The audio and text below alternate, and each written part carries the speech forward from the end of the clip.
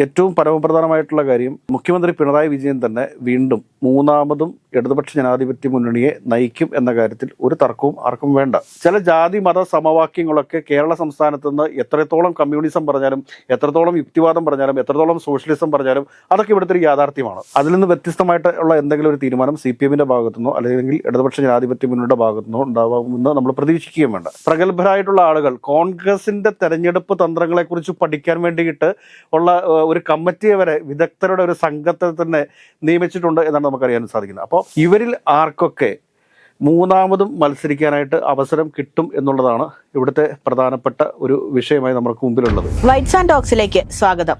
നമസ്കാരം സർ. നമസ്കാരം. 2026 വരുന്ന തെരഞ്ഞെടുപ്പിൽ CPM-ല് രണ്ടാം തവണയും അല്ലെങ്കിൽ മൂന്നാം തവണയും മത്സര രംഗത്തേക്ക് ഇറങ്ങുന്ന സ്ഥാനാർത്ഥികളെ കുറിച്ച് സാറിന്റെ വിലയിരുത്തൽ എന്താ?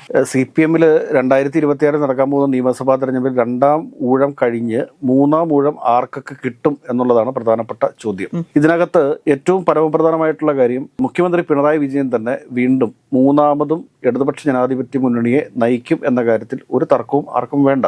അതിൽ നിന്ന് വ്യത്യസ്തമായിട്ടുള്ള എന്തെങ്കിലും ഒരു തീരുമാനം CPM-ന്റെ ഭാഗത്തുനിന്നോ അല്ലെങ്കിൽ ഇടതുപക്ഷ ജനാധിപത്യ മുന്നണിയുടെ ഭാഗത്തുനിന്നോ ഉണ്ടാവുമെന്ന് നമ്മൾ പ്രതീക്ഷിക്കുകയും വേണ്ട. ഇടതുപക്ഷ ജനാധിപത്യ മുന്നണി ഇന്ന് കേരളത്തിൽ നയിക്കുവാനുള്ള ശേഷിയും കരുത്തുമുള്ള ഏക നേതാവ് അത് പിണറായി വിജയൻ തന്നെയാണ്. അപ്പോൾ അദ്ദേഹത്തിന് മൂന്നാം ഊഴം തീർച്ചയായിട്ടും വീണ്ടും അദ്ദേഹത്തിന് ധർമ്മടത്ത് മത്സരിക്കുവാൻ വേണ്ടിയിട്ട് CPM-ന്റെ കേന്ദ്ര കമ്മിറ്റിയും പൊളിറ്റ് ബ്യൂറോയും സംസ്ഥാന കമ്മിറ്റിയും ഒക്കെ അനുവദിക്കും എന്ന കാര്യത്തിൽ ഒരു തർക്കവും വേണ്ട. എന്നാൽ അതോടൊപ്പം തന്നെ CPM കഴിഞ്ഞ 2 ടേമിലും തുടർച്ചയായി വിജയിച്ചു പോന്നുകൊണ്ടിരിക്കുന്ന 23ഓളം നിയോജക മണ്ഡലങ്ങളിൽ, അതിൽ സഖാവ് പിണറായി വിജയന്റെ ഒരു മണ്ഡലം മാറ്റി വെച്ച് കഴിഞ്ഞാൽ ബാക്കിയുള്ള 22 മണ്ഡലങ്ങളിലും രണ്ടാം ഊഴം പൂർത്തിയായിരിക്കുന്ന കുറെ ആളുകളുണ്ട്. ഇവരിൽ ആർക്കൊക്കെ മൂന്നാമതും മത്സരിക്കാനായിട്ട് അവസരം കിട്ടും എന്നുള്ളതാണ് ഇവിടുത്തെ പ്രധാനപ്പെട്ട ഒരു വിഷയമായി നമുക്ക് മുമ്പിലുള്ളത്. CPM ആരെ നിർത്തിയാലും വിജയിക്കുന്ന ചില മണ്ഡലങ്ങളുണ്ട്. ഇപ്പോൾ മട്ടന്നൂരിനൊരു ശൈലജ ടീച്ചറാണ്. അതോടൊപ്പം തന്നെ തലശ്ശേരിയിൽ മത്സരിക്കുന്നത് AN ഷംസീറാണ്. AN ഷംസീർ ഇപ്രാവശ്യം നിയമസഭാ സ്പീക്കർ കൂടിയാണ്. അപ്പോൾ ഈ മട്ടന്നൂര്, തലശ്ശേരി, അതോടൊപ്പം തന്നെ നെന്മാറ, ഒറ്റപ്പാലം, ഇങ്ങനെ ഇടതുപക്ഷ ജനാധിപത്യ മുന്നണി അതല്ലെങ്കിൽ CPM ഏത് സ്ഥാനാർത്ഥിയെ നിർത്തിയാലും വിജയിച്ചു പോരുന്ന മണ്ഡലങ്ങളുണ്ട്. ഈ മണ്ഡലങ്ങളിലൊന്നും ആർക്കും മൂന്നാം ഊഴം കിട്ടാനുള്ള സാധ്യതകളുണ്ട് എന്ന് നമ്മൾ കരുതേണ്ടതില്ല. പക്ഷേ ഇതിനൊക്കെ അപ്പുറത്തേക്ക് നമ്മൾ തിരുവനന്തപുരം ജില്ലയിലേക്ക് വരുമ്പോഴത്തേക്ക് CPM-ഉം BJP ആയിട്ടാണ് ഒട്ടുമിക്ക മണ്ഡലങ്ങളും ശക്തമായ മത്സരം നടന്നുകൊണ്ടിരിക്കുന്നത്. ഇപ്പോൾ ഉദാഹരണത്തിന് പറഞ്ഞു കഴിഞ്ഞാൽ നമ്മളുടെ കഴക്കൂട്ടത്ത് BJP-യെ സംബന്ധിച്ച് BJP ഏറെ പ്രതീക്ഷ വെച്ചു പുലർത്തുന്ന ഒരു മണ്ഡലമാണ്. 2026 വരുന്ന തെരഞ്ഞെടുപ്പിൽ അവിടെ നിന്ന് വിജയിക്കാൻ സാധിക്കും എന്ന് അവർ ഉറപ്പിച്ചു വെച്ചിരിക്കുന്ന ഒരു മണ്ഡലമാണ് കഴക്കൂട്ടം എന്ന് പറയുന്നത്. അപ്പോൾ ആ കഴക്കൂട്ടത്ത് ഇപ്പോഴത്തെ നിലവിലുള്ള MLA എന്ന് പറയുന്നത് കടകംപള്ളി സുരേന്ദ്രനാണ്. കടകംപള്ളി സുരേന്ദ്രന് പകരമായിട്ട് അവിടെ CPM-ന് മറ്റൊരു സ്ഥാനാർത്ഥിയെ കണ്ടെത്താനായിട്ട് സാധിക്കുമെന്ന് എനിക്ക് തോന്നുന്നില്ല. അതേസമയം കടകംപള്ളി സുരേന്ദ്രൻ അവിടെ മത്സരിച്ചു കഴിഞ്ഞാൽ അവിടെ കടകംപള്ളി സുരേന്ദ്രനെ തോൽപ്പിക്കാനായിട്ട് ഈ പറഞ്ഞ BJP-ക്കോ അതല്ലെങ്കിൽ കോൺഗ്രസിന്റെ ഏതെങ്കിലും ഒരു സ്ഥാനാർത്ഥിക്കോ സാധിക്കുമെന്ന് എനിക്ക് തോന്നുന്നില്ല. അതുകൊണ്ട് തന്നെ കടകംപള്ളി സുരേന്ദ്രനെ പോലെയുള്ള ആളുകൾക്ക് സീറ്റ് മൂന്നാമതും CPM നൽകേണ്ടി വരും. അതല്ലാത്ത പക്ഷം CPM-ന്റെ മൂന്നാം പിണറായി സർക്കാർ അല്ലെങ്കിൽ മൂന്നാം LDF സർക്കാർ എന്നുള്ളത് ഒരു സ്വപ്നമായിട്ട് ഇവിടെ അവശേഷിക്കും. ഇപ്പോൾ CPM-ന്റെ അകത്തുനിന്ന് നമ്മൾ മനസ്സിലാക്കുന്ന കാര്യം എന്താണ്? CPM-ന്റെ അകത്തുനിന്ന് പ്രഗത്ഭരായിട്ടുള്ള ആളുകൾ കോൺഗ്രസിന്റെ തെരഞ്ഞെടുപ്പ് തന്ത്രങ്ങളെക്കുറിച്ച് പഠിക്കാൻ വേണ്ടിയിട്ട് ഉള്ള ഒരു കമ്മിറ്റിയെ വരെ വിദഗ്ധരുടെ ഒരു സംഘത്തെ തന്നെ നിയമിച്ചിട്ടുണ്ട് എന്നാണ് നമുക്കറിയാൻ സാധിക്കുന്നത്. അപ്പോൾ അത്രയേറെ CPM തെരഞ്ഞെടുപ്പ് രംഗത്ത് മുന്നോട്ട് പോയി എന്നാണ് നമ്മൾ കരുതാനായിട്ട്. അതോടൊപ്പം തന്നെ പാറശാലയിൽ മത്സരിക്കുന്ന ഹരീന്ദ്രൻ, അദ്ദേഹം ഏറെ ജനകീയനായിട്ടുള്ള ഒരു നേതാവാണ്. പാറശാലയിൽ അദ്ദേഹത്തെ മാറ്റിക്കഴിഞ്ഞാൽ ഒരുപക്ഷെ അവിടെ CPM-ന് പരാജയമായിരിക്കും ഉണ്ടാവുക. അതുകൊണ്ട് തന്നെ അദ്ദേഹത്തെ അവിടെ തന്നെ നിലനിർത്താനായിട്ടുള്ള സാഹചര്യങ്ങളുണ്ട്. അവിടെ നിന്ന് നമ്മൾ ഇങ്ങോട്ട് വന്നു കഴിയുമ്പോഴത്തേക്ക് പിന്നെയുള്ള മണ്ഡലമാണ് നെയ്യാറ്റിൻകരയിൽ അൻസലിന് പകരമായിട്ട് ഒരുപാട് സഖാക്കന്മാർ അവിടെ വെക്കാൻ സാധ്യതയുണ്ട്. ഇടയ്ക്ക് ചില സമയങ്ങളിലൊക്കെ അൻസലിനെതിരെ ചില ആരോപണങ്ങളൊക്കെ ഉയർന്നു വന്നിട്ടുള്ളതാണ്. അതുകൊണ്ട് തന്നെ അൻസലിന്റെ കാര്യത്തിൽ മാത്രം ഒരു മൂന്നാം ഊഴം നൽകാനുള്ള സാധ്യതകൾ കുറവാണ്. പക്ഷേ ജില്ലയിൽ നിന്ന് രണ്ടാം ഊഴം കഴിഞ്ഞിട്ടുള്ള 1-2 MLA-മാരെ മാത്രമായിട്ട് മാറ്റുമോ എന്നുള്ള കാര്യം കൂടി നമ്മൾ പരിശോധിക്കേണ്ടതുണ്ട്. എനിക്ക് തോന്നുന്നു 6 MLA-മാരാണ് തിരുവനന്തപുരം ജില്ലയിൽ നിന്ന് തന്നെ ഈ രണ്ടാം ഊഴം പൂർത്തിയാവുന്നത്.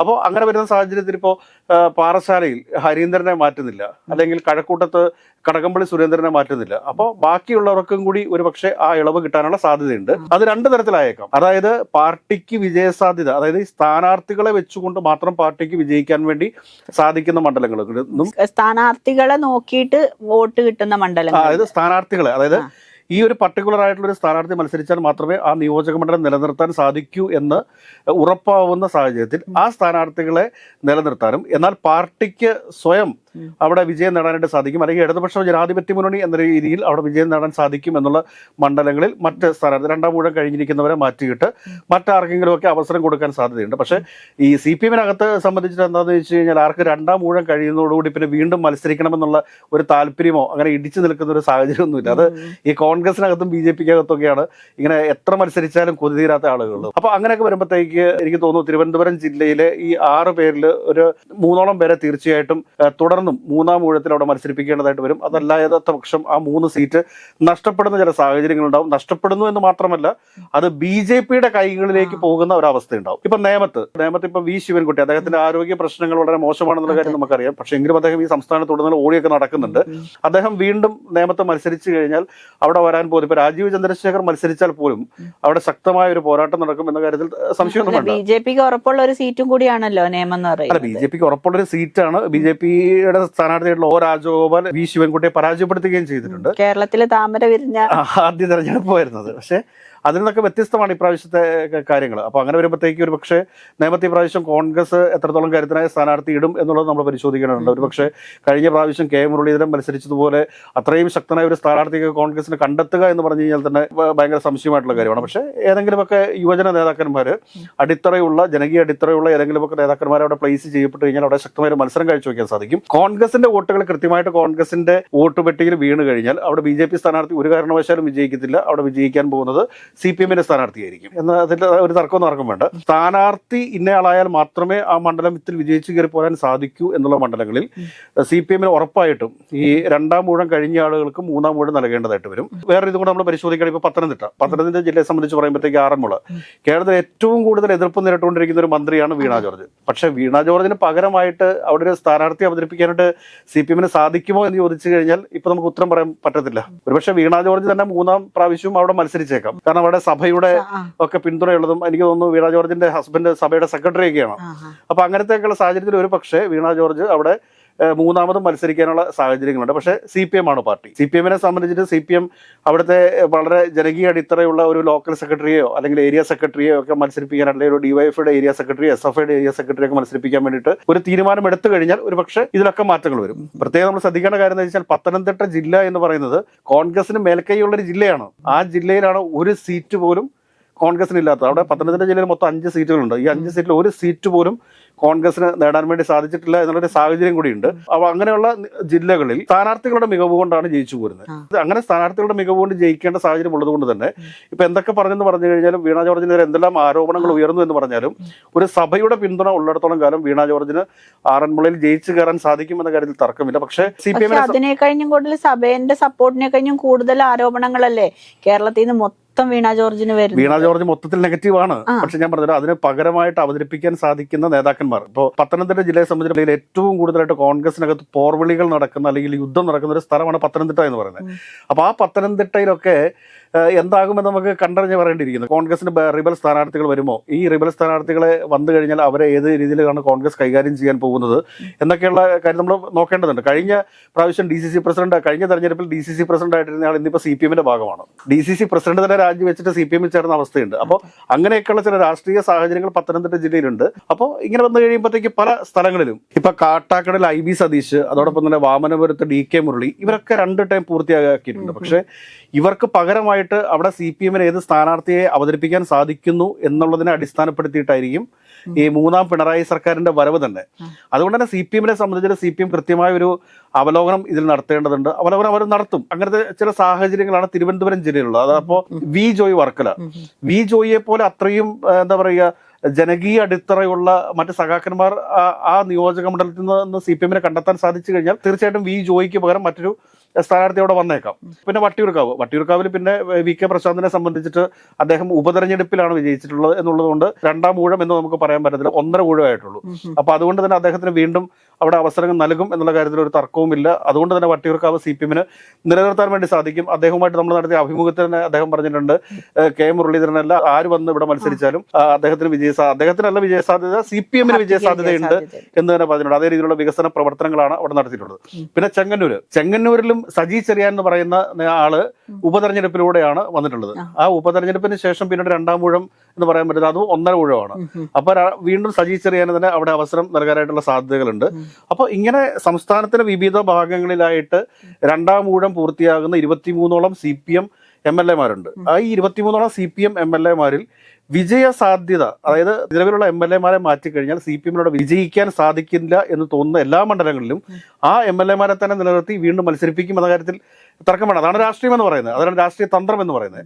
മറിച്ച് CPM-നെ സംബന്ധിച്ച് ഇപ്പൊ മട്ടന്നൂർ ഇപ്പൊ KK ശൈലജ ടീച്ചർ തന്നെ മത്സരിക്കണം നിർബന്ധമില്ല. KK ശൈലജ ടീച്ചർ പാർട്ടി കോട്ടയാണ്. അപ്പൊ KK ശൈലജ ടീച്ചറിനെ കുറച്ചുകൂടി മെച്ചപ്പെട്ട ഒരു പക്ഷേ ഇപ്പൊ PK മോഹനൻ LDF വിട്ട് UDF-ലേക്ക് വരികയും, അതായത് RJD UDF-ലേക്ക് വരികയും PK മോഹനൻ കൂത്തുപറമ്പിൽ UDF-ന്റെ സ്ഥാനാർത്ഥിയായിട്ട് മത്സരിക്കുകയും ചെയ്തൊരു സാഹചര്യം ഉണ്ടായി കഴിഞ്ഞാൽ അവിടെ KK ശൈലജ ഒരു പക്ഷെ കൊണ്ട് പ്ലേസ് ചെയ്തേക്കാം. അതായത് 2016 തെരഞ്ഞെടുപ്പിൽ PK മോഹനെ തന്നെയാണ് KK ശൈലജ ടീച്ചർ പരാജയപ്പെടുത്തിയിട്ടുള്ളത്. അതുകൊണ്ട് തന്നെ അവിടെ മത്സരിക്കാനായിട്ട് ഒരുപക്ഷെ KK ശൈലജ ടീച്ചർ വീണ്ടും ഒരു അവസരം കിട്ടിയേക്കാം. അപ്പൊ അതിന് 3ാം ടൈമിലേക്ക് വരും. എന്നാൽ AN ഷംസീറിന്റെ ഒക്കെ കാര്യത്തിൽ തലശ്ശേരിയെ സംബന്ധിച്ചിട്ട് 2 ടൈമിന് മുകളിൽ അവസരം കൊടുക്കേണ്ട കാര്യമില്ല. കാരണം അവിടെ ഏത് പാർട്ടി ചിഹ്നത്തിൽ ആര് മത്സരിച്ചാലും വിജയിച്ച് കയറിപ്പോയി. ഈ പറഞ്ഞ ധർമ്മടത്തും അത് തന്നെയാണ് സ്ഥിതി. പാർട്ടി ചിഹ്നത്തിൽ ആര് മത്സരിച്ചാലും അയാളെ തോപ്പിക്കാനായിട്ട് ഒരാൾക്കും ഒരു സമയത്ത് സാധിക്കത്തില്ല. അപ്പൊ മുഖ്യമന്ത്രി പിണറായി വിജയനും 3ാം ഊഴം കൊടുത്തു കഴിഞ്ഞാൽ മാത്രമേ ഒരു LDF സർക്കാർ 2026 മറ്റൊരു പിണറായി സർക്കാർ വരും എന്ന് നമുക്ക് കരുതാൻ സാധിക്കത്തുള്ളൂ. അതുകൊണ്ട് തന്നെ ഈ ധർമ്മടം, അതോടൊപ്പം തന്നെ മട്ടന്നൂർ, തലശ്ശേരി ഇങ്ങനെയുള്ള CPM കോട്ടകളിൽ പോലും സ്ഥാനാർത്ഥികൾ മാറിയേക്കാം. പക്ഷെ ധർമ്മടത്ത് മുഖ്യമന്ത്രി പിണറായി വിജയന് തന്നെ അവിടെ സീറ്റ് നൽകും. കാരണം എന്താ വെച്ചാൽ അദ്ദേഹമാണ് ഈ LDF-നെ നയിക്കുന്നത് എന്നുള്ളത് കൊണ്ട് തന്നെ. ഈ വ്യക്തിപരമായിട്ട് പറയുമ്പോഴത്തേക്ക് വ്യക്തിപരമായിട്ടൊരു നിയോജക മണ്ഡലത്തിൽ നിന്ന് മത്സരിച്ച് ജയിക്കാനായിട്ട് ശേഷിയുള്ള, പാർട്ടി പിന്തുണയോട് വിജയിക്കാൻ സാധ്യതയുള്ള എല്ലാവരെയും നിലനിർത്തുകയും, എന്നാൽ പാർട്ടിക്ക് സ്വന്തമായിട്ട് മത്സരിച്ച് ജയിക്കാം, അതിൽ പാർട്ടി ചിഹ്നത്തിൽ ആരെ നിർത്തിയാലും വിജയിപ്പിച്ചെടുക്കാൻ സാധ്യതയുണ്ട് എന്ന് കരുതുന്ന മണ്ഡലങ്ങളിലെ CPM സ്ഥാനാർത്ഥികളെ 2ാം ഊഴം കഴിഞ്ഞവരെ മാറ്റുകയും മറ്റ് ആളുകൾക്ക് അവസരം നൽകുകയും ചെയ്യും. എന്നാൽ ഈ വ്യക്തികൾ മത്സരിച്ചാൽ മാത്രമേ വിജയിക്കുന്നുണ്ടെങ്കിൽ ആ സ്ഥാനാർത്ഥിയെ. അപ്പൊ ഞാനൊരു കാര്യം ചോദിക്കട്ടെ, ഈ ചില മണ്ഡലങ്ങളിൽ ഇപ്പൊ വ്യക്തികൾ മാത്രം നിന്നാലേ ജയിക്കുള്ളൂ എന്ന് പറയുന്നില്ലേ? അപ്പൊ ആ മണ്ഡലങ്ങളിൽ ഒരുപാട് പാർട്ടി പ്രവർത്തകർ വേറെ ഉണ്ടായിട്ടും ഈ പറയുന്ന ആരും എന്താ ഈ നേതൃനിരയിലോട്ട് വരാത്തത്? അല്ല, നേതൃനിരയിലേക്ക് വരാത്തതല്ല, ഇതൊരു ഇലക്ഷൻ സ്ട്രാറ്റജിയുടെ ഭാഗമാണ്. ഒരുപാട് ആളുകൾ ഉണ്ടാവും. 2 ടൈമായിട്ട് ഇപ്പൊ ഭരണപക്ഷത്താണ് CPM DYFI ഒക്കെ ഉള്ളത്. സമരങ്ങളൊന്നും വളരെ കുറവാണ് DYFI CPM-നെ സംബന്ധിച്ചിട്ട്. ഭരണപക്ഷത്തിരിക്കുന്ന ഒരു പാർട്ടിയെ സംബന്ധിച്ചിട്ട് ജനകീയരായ നേതാക്കന്മാരെ സൃഷ്ടിച്ചെടുക്കുക എന്ന് പറഞ്ഞാൽ വലിയൊരു ഭാരിച്ച ഉത്തരവാദിത്തമാണ്. ജനകീയരായിട്ട് നേതാക്കന്മാർ ഉണ്ടാവുന്നത് എങ്ങനെയാണ്? 2 രീതിയിലാണ് ഉണ്ടാവുന്നത്. ഒന്ന്, ഭരണത്തിലിരിക്കുമ്പോൾ ജനങ്ങൾക്ക് ആവശ്യമായ കാര്യങ്ങൾ ചെയ്തു കൊടുത്തുകൊണ്ട്, പിന്നെ മറിച്ച് എന്താണെന്ന് വെച്ച് കഴിഞ്ഞാൽ പ്രതിപക്ഷത്തിരിക്കുന്ന സമയത്ത് ജനകീയ സമരങ്ങളിലൂടെ. ഈ 2 രീതിയിലാണ് നേതാക്കന്മാർ ഉയർന്നു വരുന്നത്.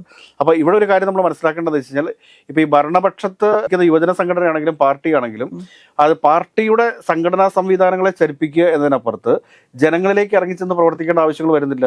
എങ്കിൽ തന്നെയും ചില ജാതി മത സമവാക്യങ്ങളൊക്കെ കേരള സംസ്ഥാനത്ത് നിന്ന് എത്രത്തോളം കമ്മ്യൂണിസം പറഞ്ഞാലും, എത്രത്തോളം യുക്തിവാദം പറഞ്ഞാലും, എത്രത്തോളം സോഷ്യലിസം പറഞ്ഞാലും അതൊക്കെ ഇവിടുത്തെ ഒരു യാഥാർത്ഥ്യമാണ്. അപ്പൊ അതൊക്കെ ഈ ഇലക്ഷനെ സംബന്ധിച്ചിട്ട് ഇലക്ഷൻ തന്ത്രങ്ങളിൽ അതിനെ പരിഗണിക്കാതെ ഒരു പാർട്ടിക്കും മുമ്പോട്ട് പോകാൻ വേണ്ടി സാധിക്കത്തില്ല. എല്ലാവരും പറയും ഞങ്ങൾക്ക് ജാതിയില്ല, മതമില്ല എന്നൊക്കെ പറയും. പക്ഷേ ഇതൊക്കെ ഇവിടുത്തെ ഒരു യാഥാർത്ഥ്യങ്ങളാണ്. ആ യാഥാർത്ഥ്യങ്ങളെ അംഗീകരിക്കാതെ ഒരു കാരണവശാലും ഒരു രാഷ്ട്രീയ പ്രസ്ഥാനത്തിനും കേരളത്തിൽ മുമ്പോട്ട് പോകാൻ സാധിക്കില്ല എന്നുള്ളതാണ് എൻ്റെ അഭിപ്രായം.